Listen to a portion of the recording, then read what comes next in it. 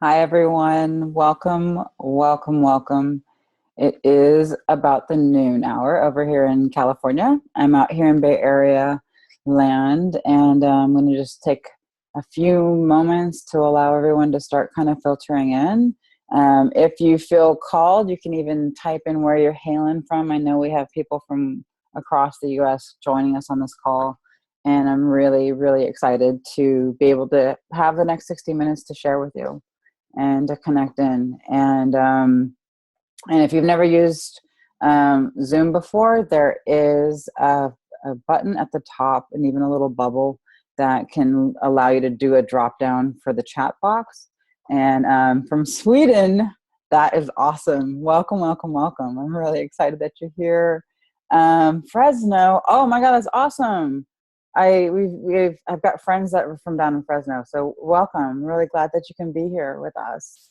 And yay, another Sweden man. Now I've got somewhere to travel to.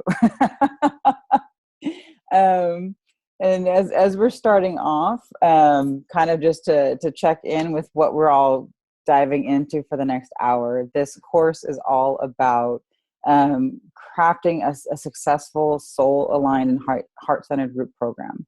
And what I will be teaching and talking about is the art and the energetics of creating a virtual classroom, as well as how to create content that really comes back to that place, and creating a group that from start to finish really is engaging and is experiential and is supportive for your students and sets them up for the best success, because that's why you're here. This is what you're passionate about. This is why I love what I do, is really helping my students create the best and have like the experiences that they're signing up to have.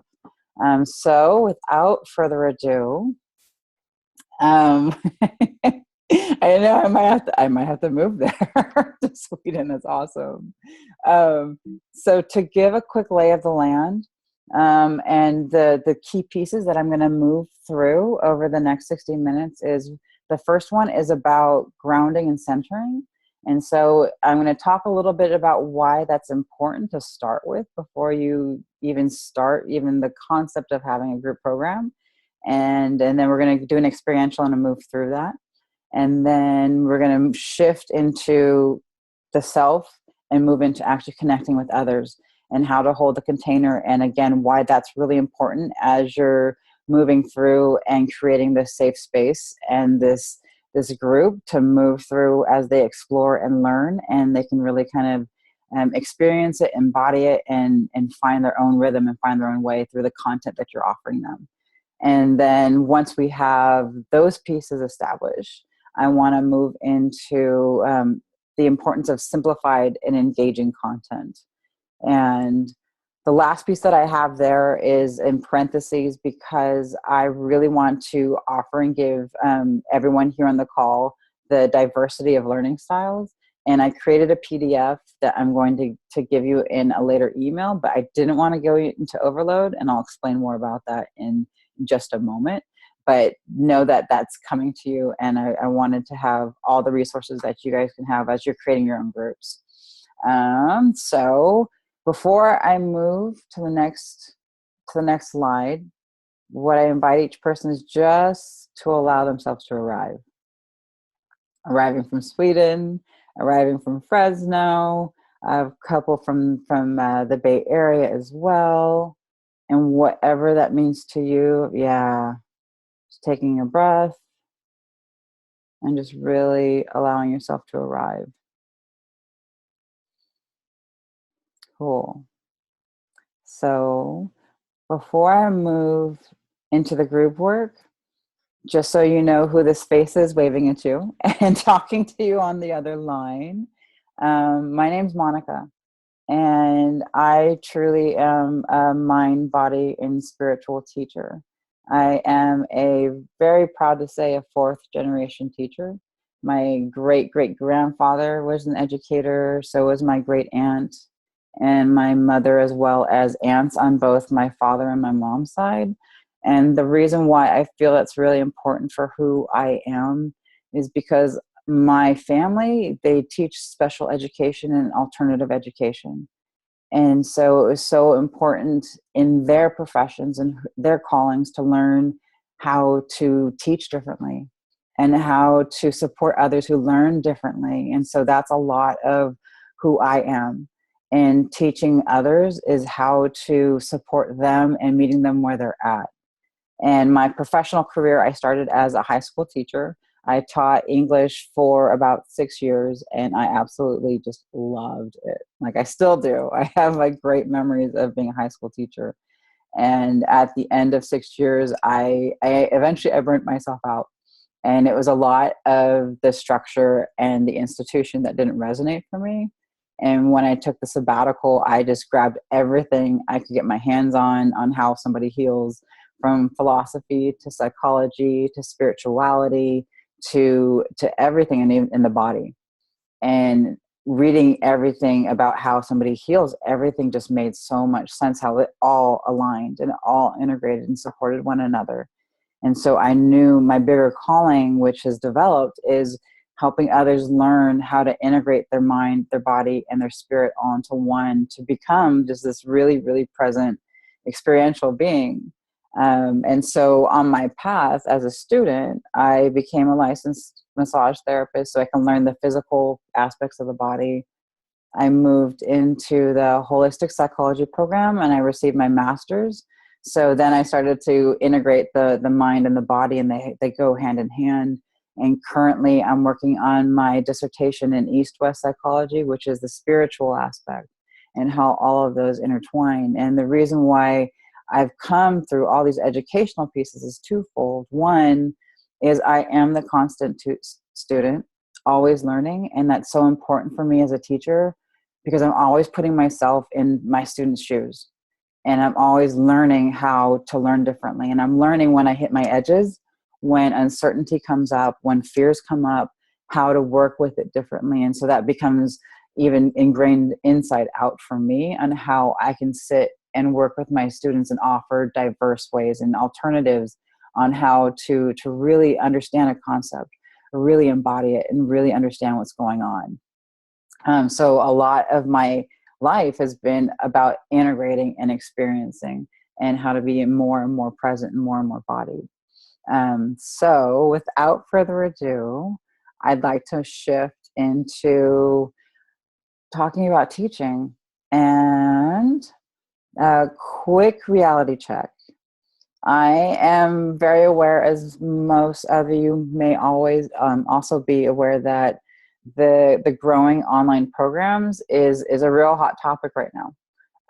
It's a huge market to not just to grow your income, but you can also reach a larger audience. You can reach more people. You can teach more. You can also teach more and have more free time as well. But one thing that I really wanted to point out is research and studies that have been going on over the past year is they're discovering that only 20% of participants actually reach the finish line of online programs. And in fact, a recent article I was reading in Forbes is one of the word that kept coming up is bored by the students. And my belief is this is twofold. One is that it's way too much content and the students are getting overwhelmed to they're reaching a halt. And very realistically, in one sitting, a person can only sit and actually absorb and take in 2 to 3 new concepts. And the way I equate that to is, think about, you have this huge smorgasbord at meal time at the holidays, and there's so much rich food, really yummy, so tasty, and you want to eat it all. And so you do, right? And so you're eating it all, and then you get stuffed, and you're so full that you're actually uncomfortable. And you just want it to be over, and you just want to digest it and move it out of your body. And it's the exact same way with information. Think about when you're scrolling through a Facebook feed or a news feed, and you reach a point where you can't even read another word, and you just can't take another piece in because you're full. And just really feel what that feels like. And so slowing it down and really making it simplistic is the most profound and powerful thing you can do and you can create for your students, because it creates space and they can really understand and play with a single concept, which I'm going to talk about a little bit more when we get into the content. And then the last piece is that the content and the style is too monotonous. Creating PDFs and having lots of documents for your students to read, or creating videos for them to listen and watch the lessons. Those are two, which are helpful. Some people need to read the words. Some people need to listen to take it in. But there's all these other aspects to creating this experience for your students. It's how do they embody it? How do they experience it differently? How do you bring in sound? How do you bring in music? Maybe some students need to actually verbalize and talk it out. How do you create that that experience, that assignment for them so they can really play with those things? So just that's what's happening. And this is what I am really, really called to present, and really called to create an alternative to really support your students to really learn a different way, as well as learning how to be in a very, very different way with each other. Any questions before I move on and we start to go into the grounding and the centering?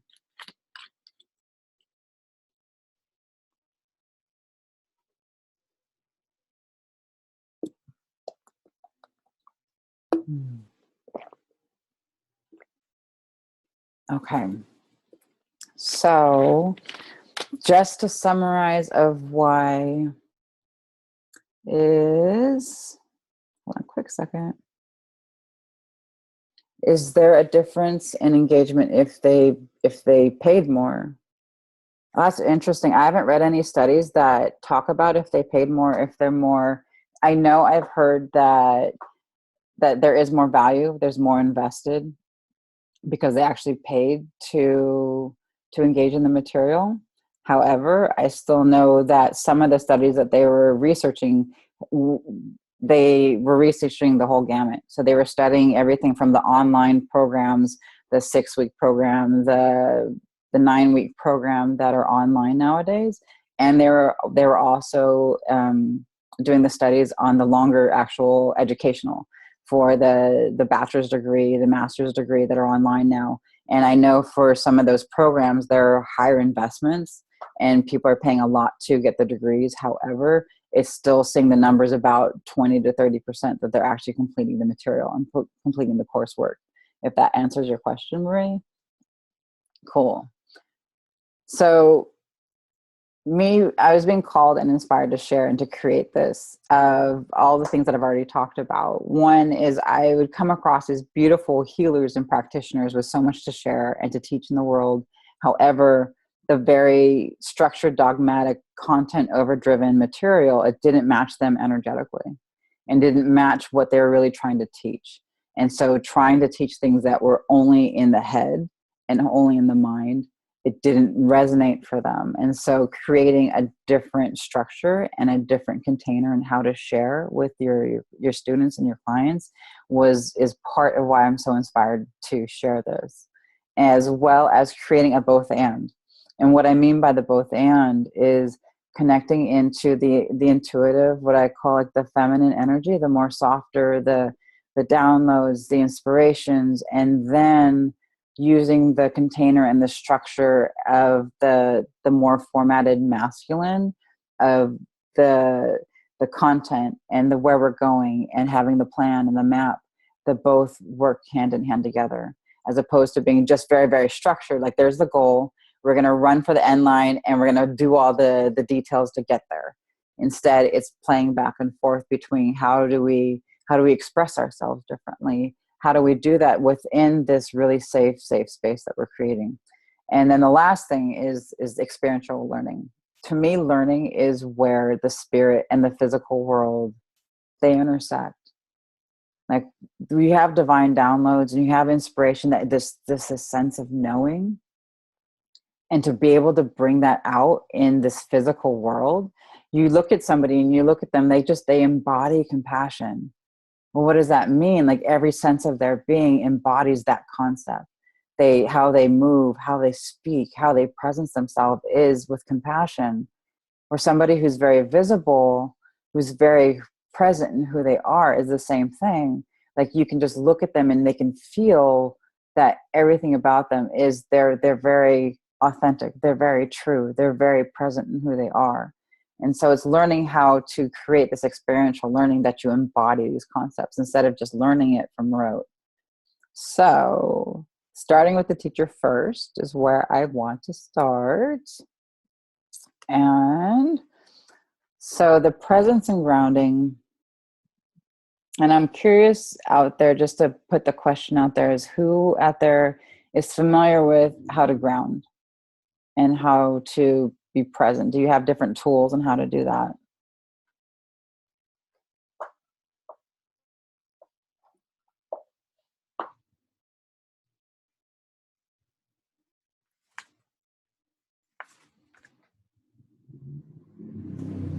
Hmm. And I'm curious as to, awesome. And what does it feel like to you when you're grounded and you're present?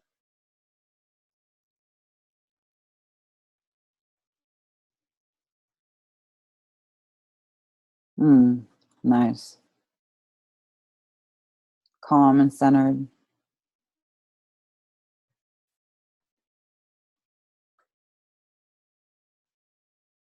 And so the reason I bring this up, exactly, oh my gosh, thank you.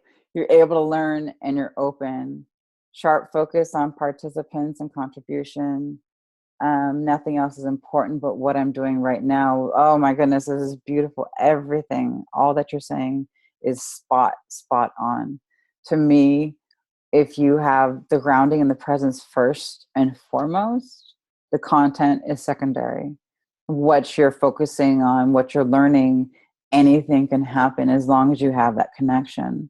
And so creating this experience for your students is really what it is first and foremost. It's the foundation. And I love all the comments that you have there, that you're open to learn, and you're just, there's this curiosity as opposed to you're trying to force and think and trying to figure it out. So real briefly, when you ground and you present yourself first and foremost, one, to me, everything comes out of this place. Even before you're engaging with your students and your clients, when you're creating content, you're creating from this place because you have that clarity, you have that center in what you're trying to share with them, what you're trying to create with them. And so just to take a moment, what I would like to do with us together, as I'm sensing into the group and feeling into the group, what I would like to feel is everyone to take a moment, and I'm going to lead you with two different ways of grounding. And if you have your own style, you can play with this as well. And what I'm going to do is talk us through this, as well as I'm going to cue you to notice something. To kind of have an experiment to see if you can notice the difference between one and the other. So as we start to shift into, just notice how you're sitting. And just feeling really connected to your seat, your feet on the ground.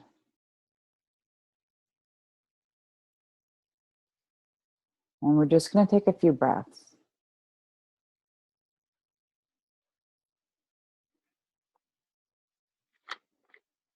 Yeah.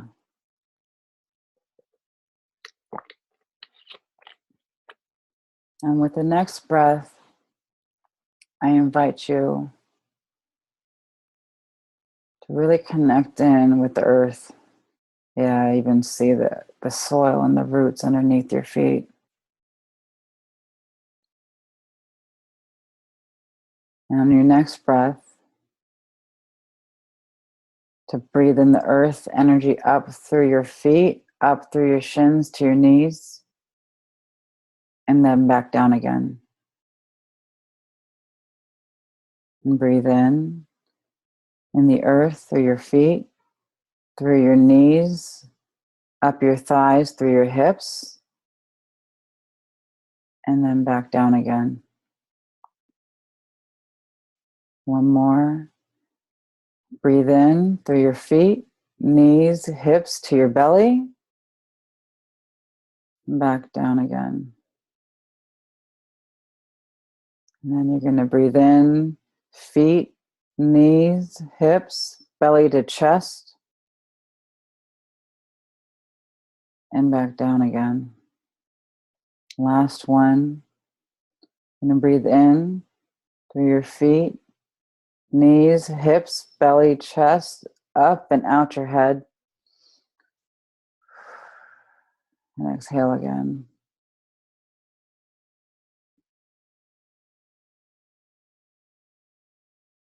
Just take a moment to notice.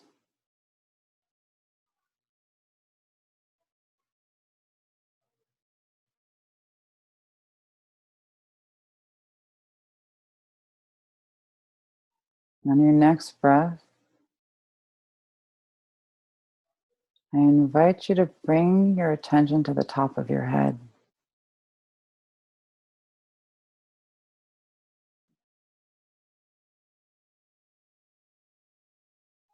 And as you breathe, drop your attention down behind your eyes, through your throat, into your chest.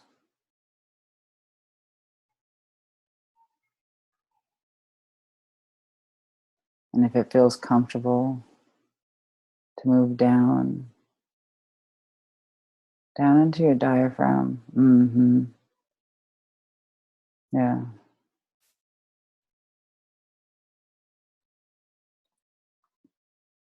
And even move back just and 1/2 inch towards your spine. There.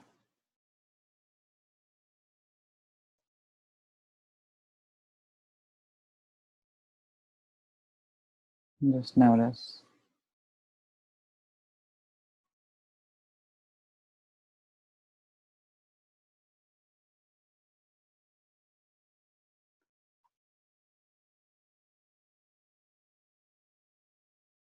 And as you stay in this place,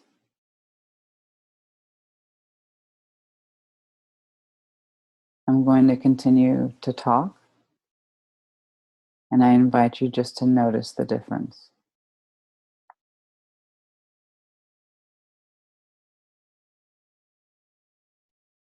So after we're done with this exercise, I'm going to move into talking about holding the container and holding the space and creating a virtual room and what that feels like and what the experience is like and how to do it. And after I complete that, I'm going to move into content. And content is all about creating the different PDFs, the videos, meditations that are going to help support your students, that are going to really align with your vision, align with supporting their experience as well as their learning and their education. And talk a little bit about technology and talk about a little about resources, as well as the importance of integration. Now, pause.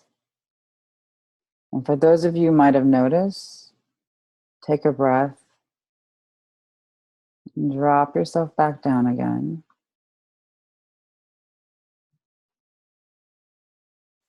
And notice if there's a difference. So after we finish with this exercise, I'm going to move into holding the container and holding the space. And in holding the space, it's energetic as well as connecting and presence. And this connection creates a safe space for your students to learn even more and feel safer to learn, is really what you're creating. So once we have that established, we can move into the content and how simplifying and minimizing is more powerful than creating too much. But everything is going to be supportive of that. Everything of the content is going to be supportive of the safe space. Is going to be supportive of how can they experience what is natural to them that they're trying to learn in their own way. That really supports their own system as well.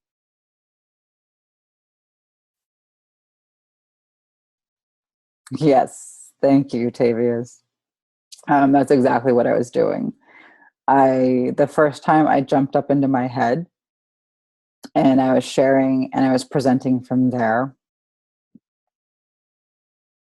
Yeah, exactly. I felt kind of like a commander giving orders as well. Being in my head, it's a little, it didn't feel right. It didn't feel right at all. And so I was saying the same content, almost the same words, but I was saying it in a totally different way. And so it's the same thing when you're teaching, and it's to experience how I can take the same concept, the same words that I'm sharing, but when I orient myself differently, how your students are going to receive it differently. Whether I'm talking or I'm actually creating a handout or I'm creating a video, I make sure that I'm in that place. And the more grounded I am, the more they're going to be able to be that open and receiving and being able to understand. Um, yeah, slow down and feel what you're actually saying. Yes, exactly. Exactly what it is. Um, any other comments or feedback on that experience before I move into a safe space?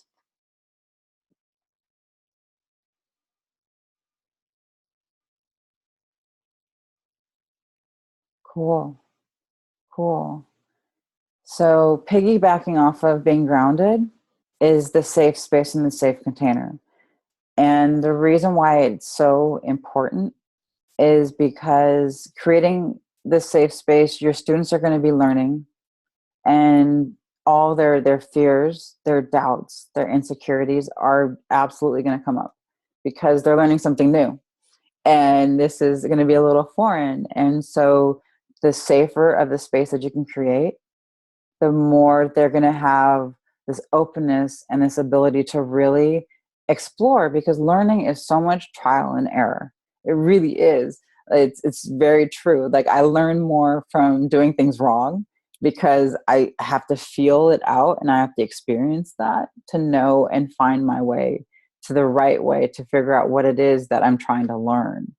And so when I create a container, when I'm teaching a class, before the class even starts, and I actually go into a meditation and I visualize it and I see it. I see the room.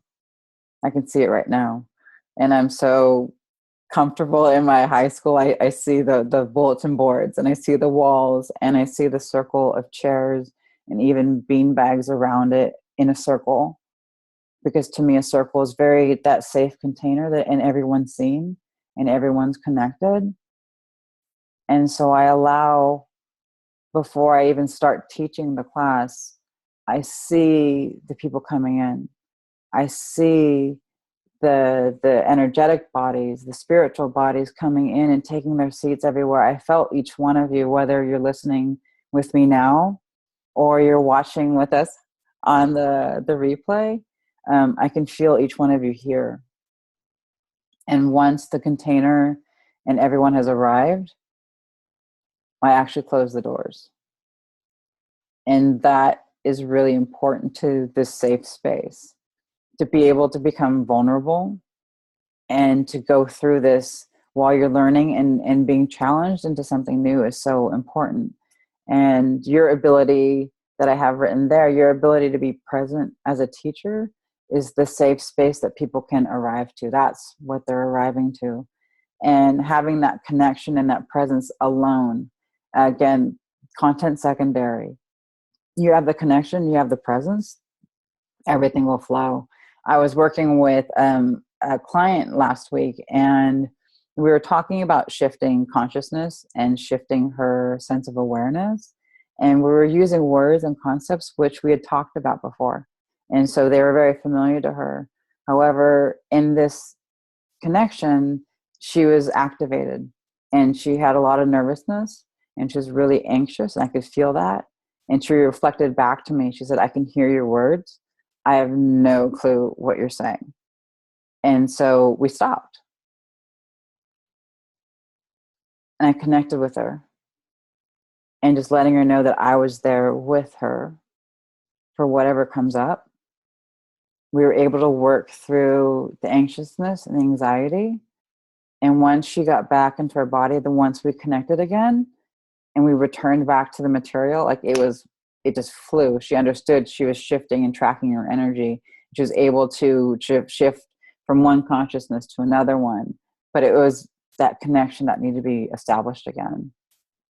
So one other experiential that I wanted to move back into, as well as an exercise on how to manage the dynamics, because we are organic, we are humans, we like to move in and out of our spaces, and so I want to take you through an experience of connecting in and how to connect in with me first, and then others in the circle, and then I'm going to give you a couple of tips that I do in order to really solidify that connection and solidify that group. So, taking a breath.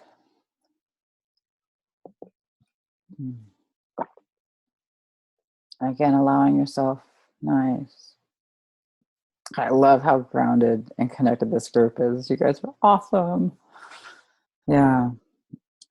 Just really, really connect in with yourself.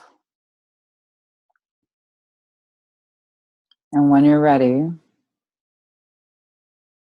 you can place a hand either on your heart or on your belly, so you can stay connected to yourself. And I invite you to reach out to me, to connect in, and just to feel my presence.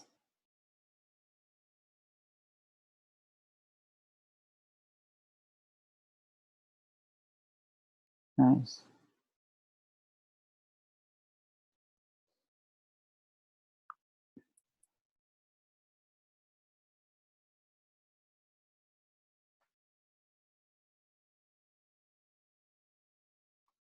And if you feel comfortable and you like to explore a little bit more, I invite you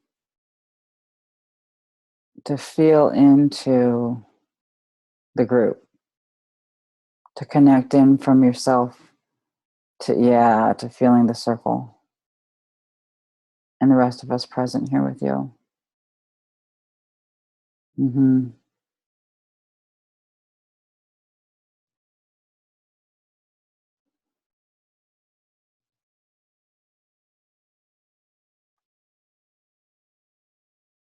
And just notice what you notice, what you're aware of, what you're feeling inside.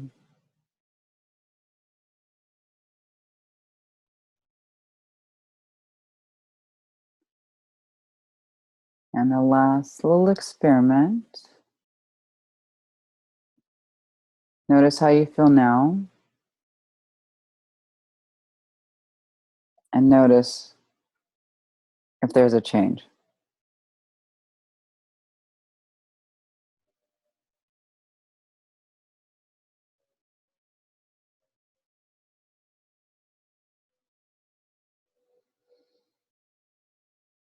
And then one more time.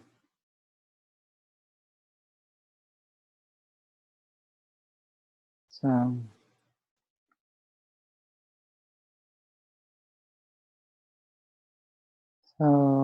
with your next breath,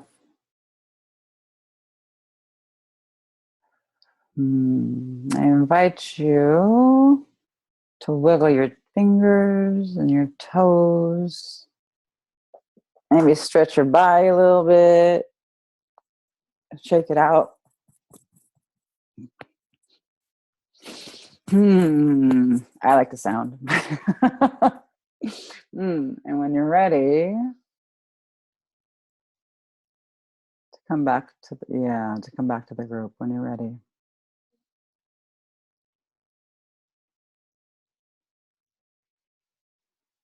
And I'm curious what you noticed. What did it feel like to be connected? I did pull back. Yes, really, really, really good. That's awesome. What, Murray, what did that feel like when I pulled back? What did that feel like? Mm-hmm. Confusing. Absolutely. Absolutely. Um, Good, great tracking. I pulled not only did I pull back, but I pulled out of the circle and I created a hole. And yeah. And then when I came back in, nice word, harmonic. It was very harmonic when I came back into the circle. And the reason why I bring that up, because you can feel the confusion. And so when there's a misalignment or something's off in the circle, yes, it's like this ripple effect. And what happens is your attention goes from being really present to arrive to seem to show up. Yes. When you return, parts of me had not yet arrived, seemed to show up. Nice. Oh, really nice. Yeah, and so you're feeling this inconsistency. And I do want to note that it is natural. And as the holder of the space, it's really important to be able to really stay connected with the group and to realize that people are going to come in and out, because as they learn, they might come up against things that are uncomfortable, and so they might have to shift. But what happens when you're learning, and why it's important to track the energy of the group, is because the confusion comes up. And so you're already trying to learn something new. You're already experimenting, exploring, and now that's going to amplify the confusion, and it's going to amplify what's happening. Can we do this to potential future online course part? Yes, exactly what it is. And so so working energetically, what I find really fascinating and really cool is whether it's working in a group and you actually have an online group dynamic like we're having right now, or it's an ongoing course that you're creating, that's happening whether you're meeting in the moment or not. You can always tap into the energetics. You can always tap into what's happening. And so what I have on the next slide of how to manage the dynamics is, one is to check in with yourself. Are you grounded? And to energetically invite you back, because we are social beings and social creatures. And so we want to resonate and connect. And so grounding in, and even kind of, I like to turn the dial up on my energy a little bit so they know what they're trying to model and what they're trying to mirror back. Really helps with solidifying the energy. The other thing which I did with us is to do a group exercise. And if you're doing with an online course, of creating an exercise that everyone can do on their own and then come back together. And so that's what happens when you can go on your own, you can learn on your own, and then you solidify by coming back together again. And the other one, I flat out say that I'm noticing something, and it's not like pointing a finger at somebody. Like, I notice that, little Tommy is, it's not saying it like that. Like, I notice, I'm feeling that something's off. I'm feeling like the energy's a little jagged, or there's a hole over here. And just naming it, what that does is that creates curiosity. I wonder what's that about. And that invites your students to be curious about, oh, I wonder what's going on, and to self-reflect and then share. And that coming together, that curiosity, I wonder what that is, brings everyone together. And Marie, does that answer your question about working with the online courses? Cool. Yeah, and so that's a great way to work with the dynamics off and on as well, and to have a lot of allowances for it, and that's why I like to use a lot of, like I say, like I use my visual of the classroom. Like I see where they're coming into. I that's the field that I'm holding for everyone, so it's they can play within it, but they all feel safe and they know where they're going to come back home to. Cool. Any other questions about managing the dynamics in the container? How to play with it a little bit more? And that's a great question. When a student feels superior to the teacher, what's really happening, and so energetically, one thing you can do is just ground even more. And the natural reaction might be to become bigger than your student. That will actually just antagonize them. And what's actually happening in the student is their feeling of superiority is all their mind chatter. It's all, they think they know the answers. They think they know it all. And so they're trying to be like the bulldog and be really loud. And the more that you just hold space for that and connect with them and just be curious about, I wonder, and honestly, of just connecting with them and asking them, I wonder what's going on.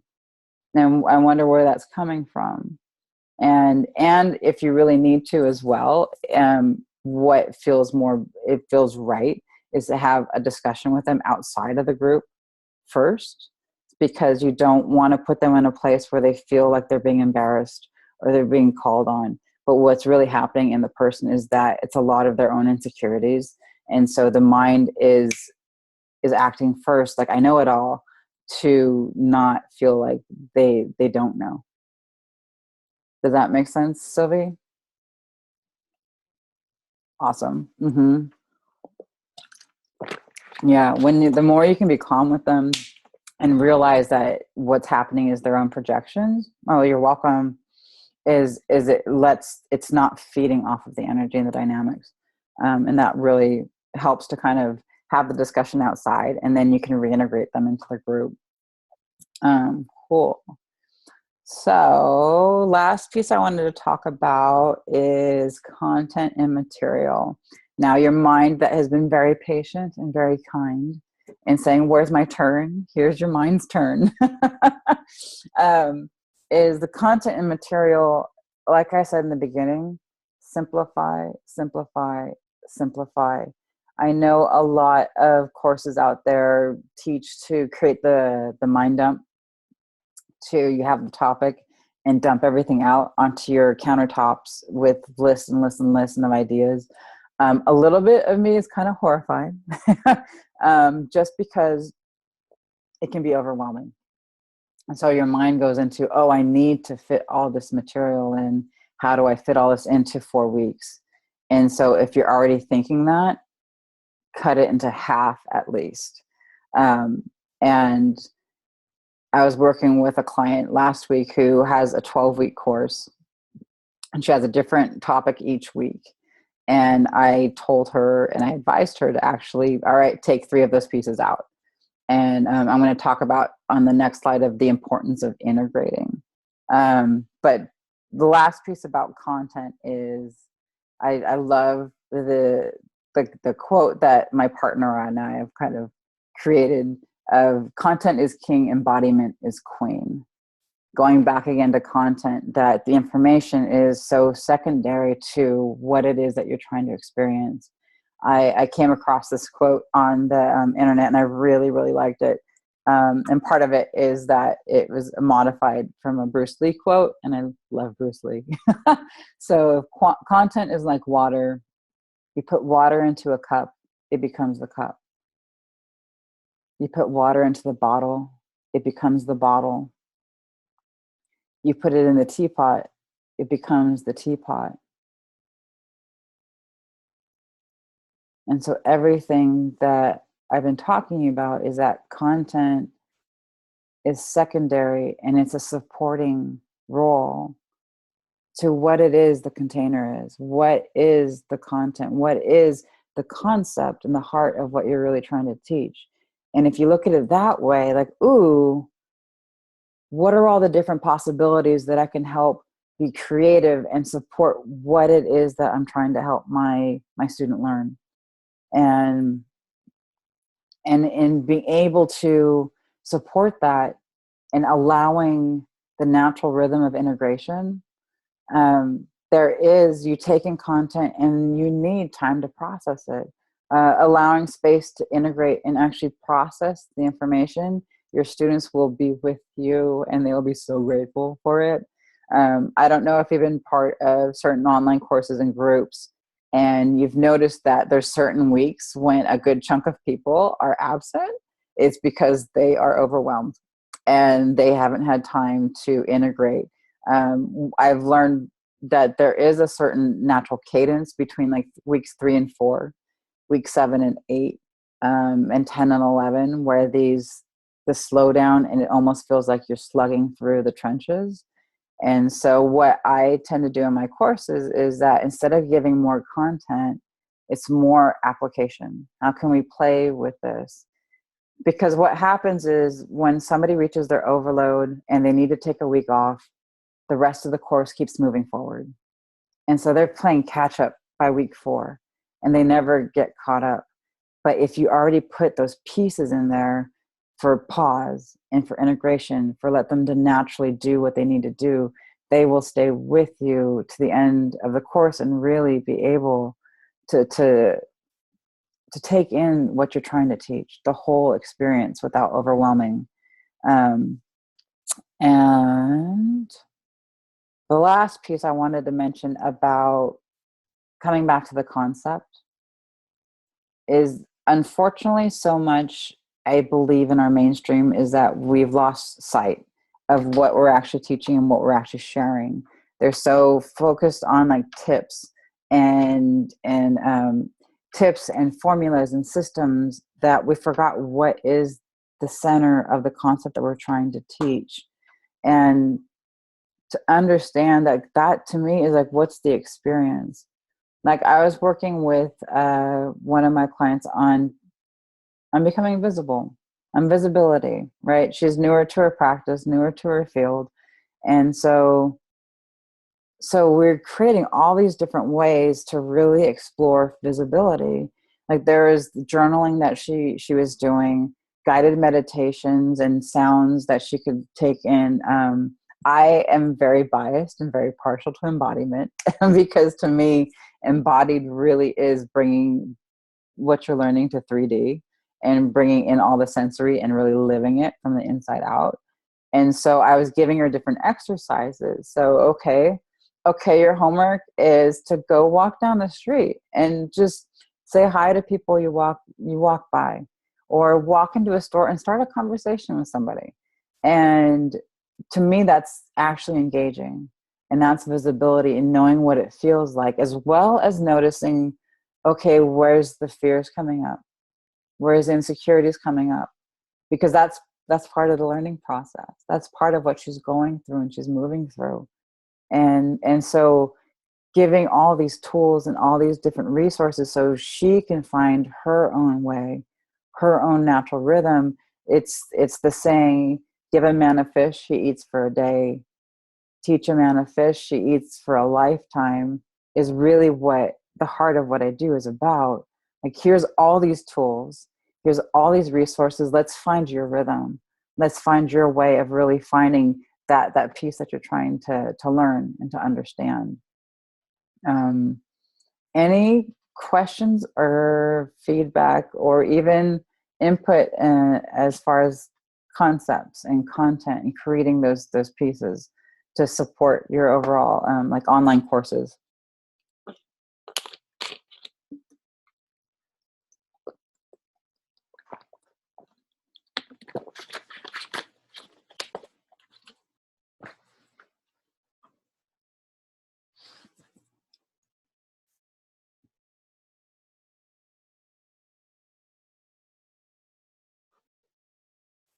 To me, content and material is the playground. It's what are we trying to learn? Awesome. Yes, yes, yes, yes, yes. Um, that is my heart, my belief, whether it's online and face to face, this is really the heart of it. Marie, more examples of how embodiment can happen. Can you give me an example of a concept that you're trying to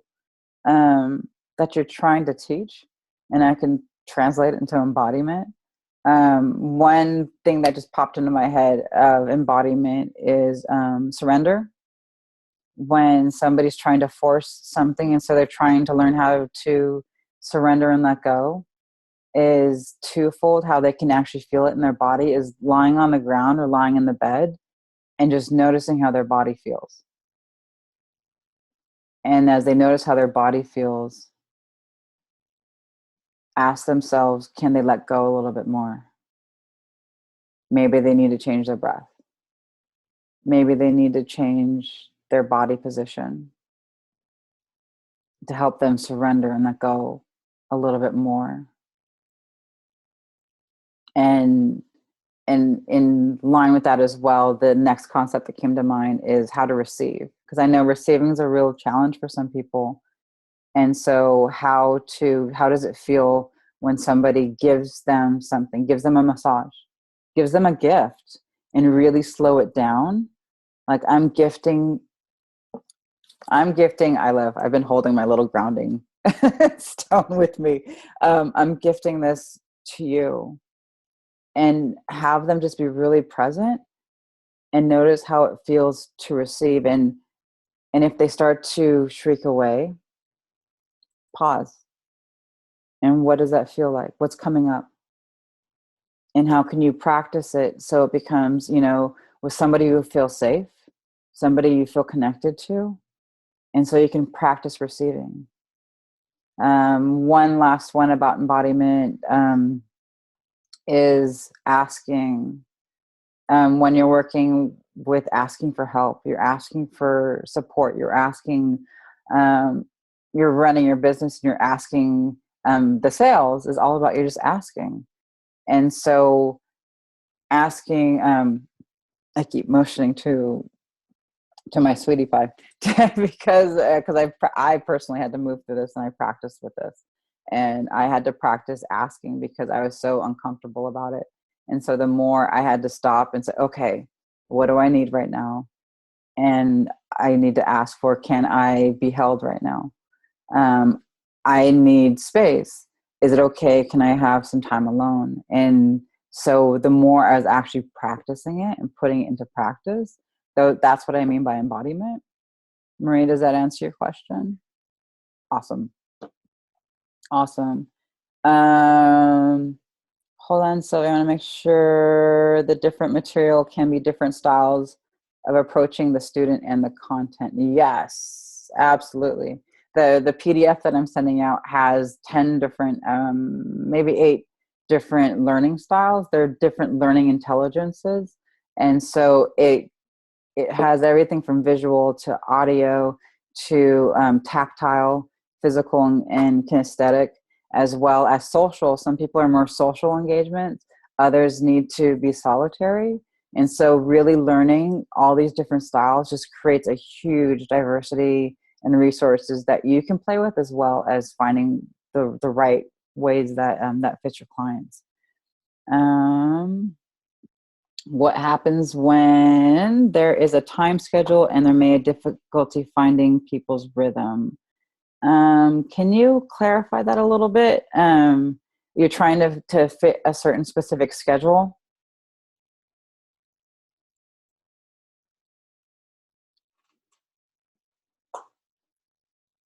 So, can you clarify just a little bit more? So I'm guessing that you have kind of set a structure that you have, and everyone has their own different rhythms, and you're trying to find a good rhythm that'll accommodate everybody without over accommodating all the different rhythms that are going on.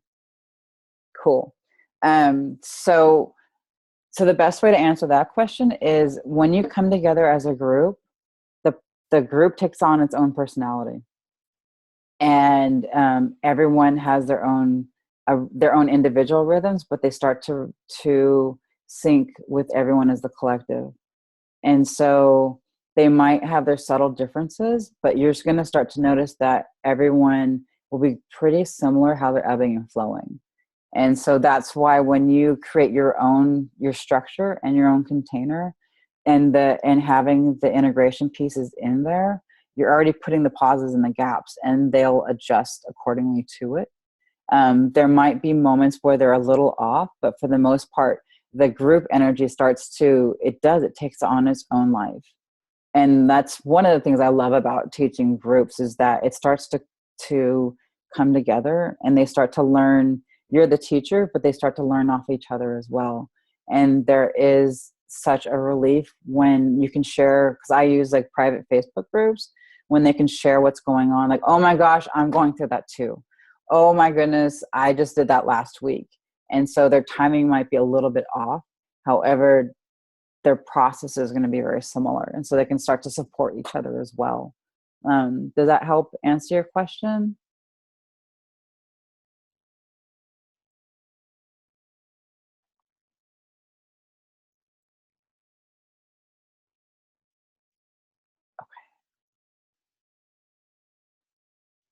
Yes. However, what do you do when it's stuck? When the energy's stuck? When the energy's stuck and the rhythm's stuck, I what I scheduled and what I planned, I chuck it. I put it on pause. Not necessarily chuck it, but I put it on pause, because something's definitely going on. And so whatever was scheduled, your regularly scheduled program, it's going to be paused. And so I really address it, because when something's stuck and something's happening, then to me, what is telling me is that there is something misfiring underneath. Either, like, I think the concept like shadow work is coming up. So people's bigger fears of stepping forward and moving forward is becoming larger and more significant than the concepts and what it is that you're trying to learn. And so addressing that first and foremost is going to be paramount. And so whatever you need to do to create a container and to create a dialogue of really just being really open, and what you're asking your students and asking your classes of what's happening right now, and what are you experiencing right now? What's your biggest struggle?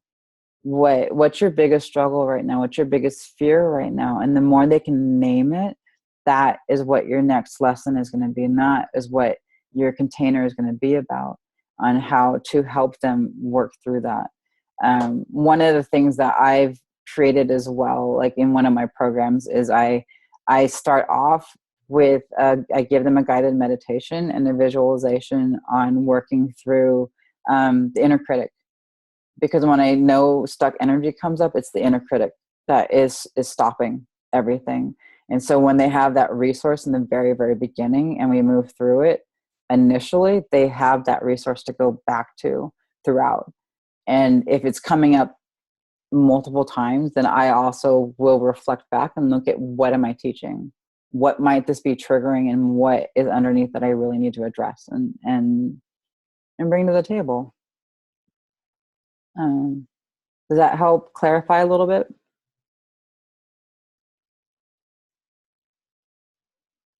Awesome. You are welcome. I'm Sylvie. I have 25 years of experience in teaching and TTT, and this shifts my view to align. Oh, yes. Yes, yes, yes, yes, yes. Who I have grown into as a person. That is awesome. That is so wonderful to hear. That just really, really warms my heart. Um, this, my belief is part of what is really needed and missing in the educational system.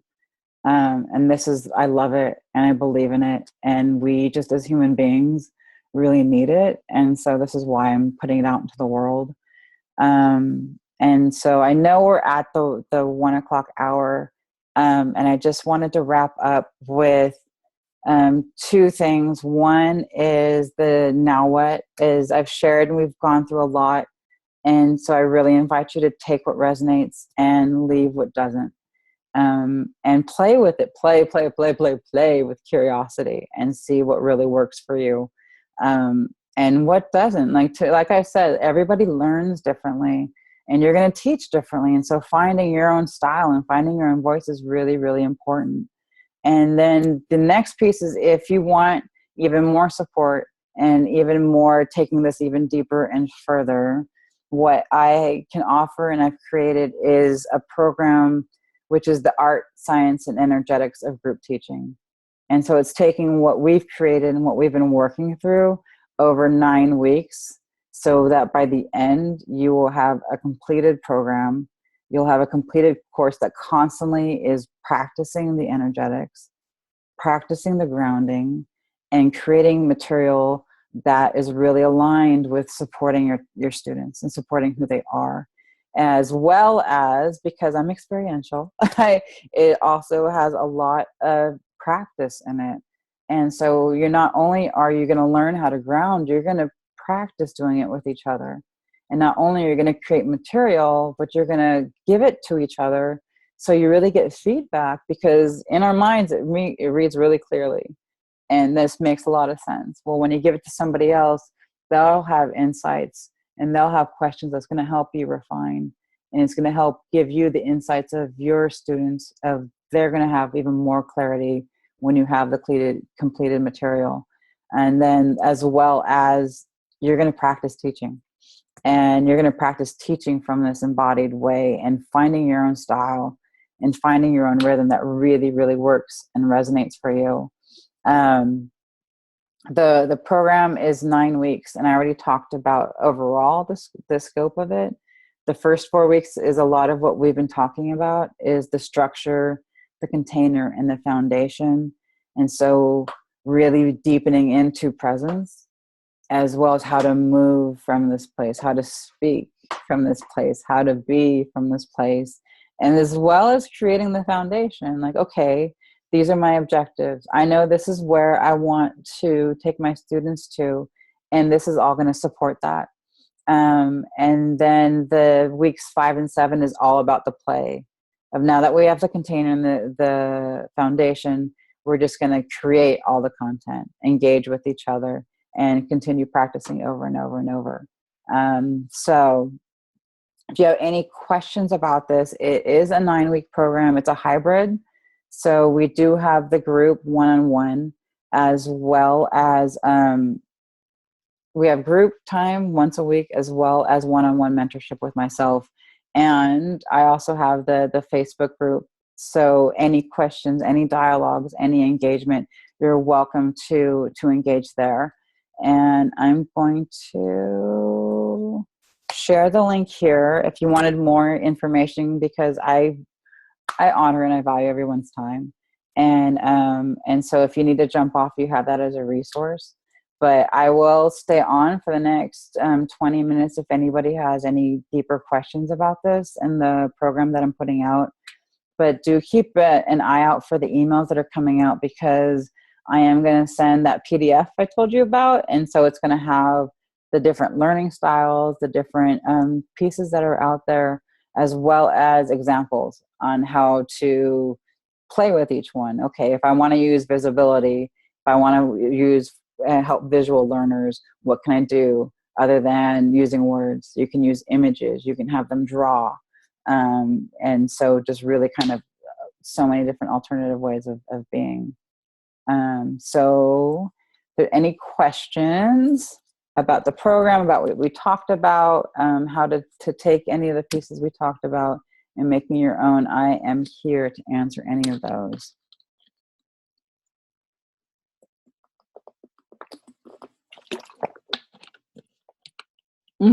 You are so welcome, Marie. I question away. I am here.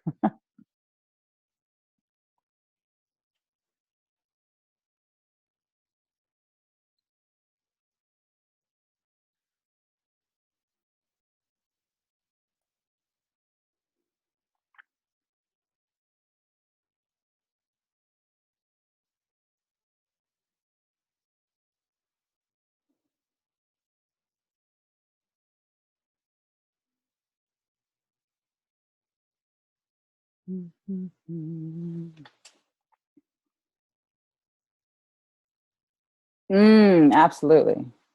Absolutely.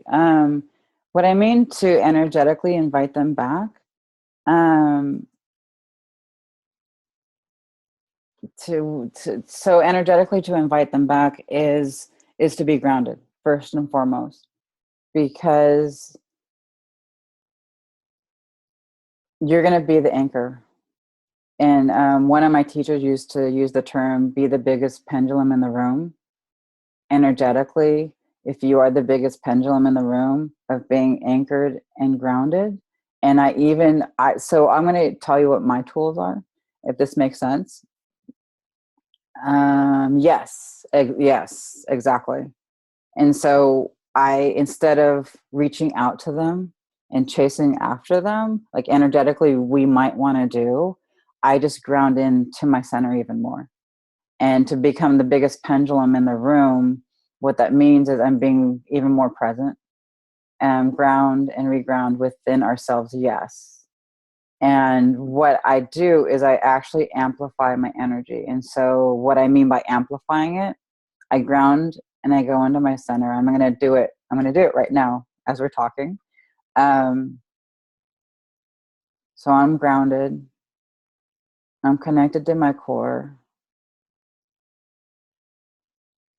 And then I'm going to increase the energy. I keep turning my hand because I use, to me, like a volume dial, and I make it bigger.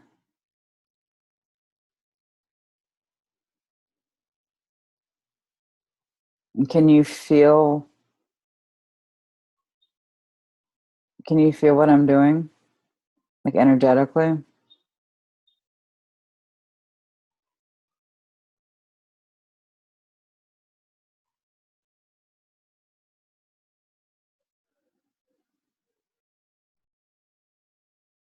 Mm-hmm.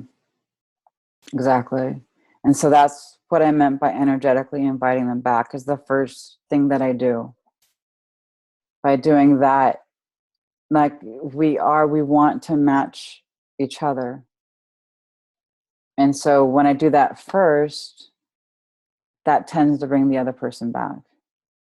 And if that didn't work, then I do the other resources and the other tools of creating an exercise where you have a little bit of movement and then they come back again.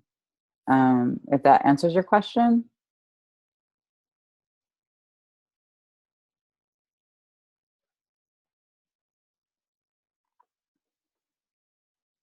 You are so, so welcome. Really, really, really welcome. Any other questions or comments that I can field or answer for anybody? So could the content of your course be directed at how to work with? Yes, absolutely. Absolutely. Um, Directed at how to work with women's empowerment groups. Exactly. And that actually just got me really excited because especially for women, the more you can get in touch with that grounded core, if you know anything about chakras, that tend to be in that center, that third chakra of empowerment, of finding their voice and their way. So the more you can model that for them first before you move into the secondary pieces, that is going to be the most powerful shift and the most, I'm just getting chills as I'm talking about it, the most powerful gift that you can really give that woman, that group of women. So starting there first and foremost, and then all the other pieces, like I said, are going to be secondary tools of how they move in the world in that empowered place. How do they exercise that? How do they speak from that place? And how do they really find themselves, which is awesome. You are so welcome. I'm starting a new job on Monday. Want to get your, that would be wonderful. Yes. The one that I'm sending emails from, you can definitely get. I'm just going to type it again, but the ones that you're receiving my emails from is definitely the best way to get a hold of me. And I would love to stay in touch. Kindred teachers, heck yeah. I'm definitely here for you. Any other last questions or comments for anyone? You guys might be in the same neck of the woods. That would be awesome.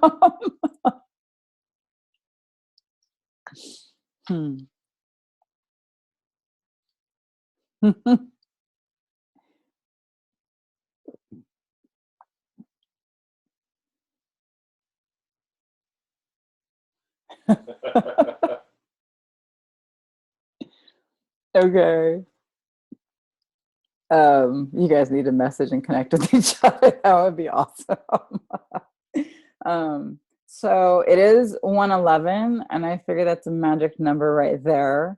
And totally, absolutely. And I just thank you all so much for sharing with me and being here with me. And this is my love and this is my passion, and that I can share this with you. And you might get a little bit out of it that you can play with. Reach out to connect. I'm here. This is what I do. Sending you all lots and lots of love and lots of gratitude. So thank you. Thank you guys so much. And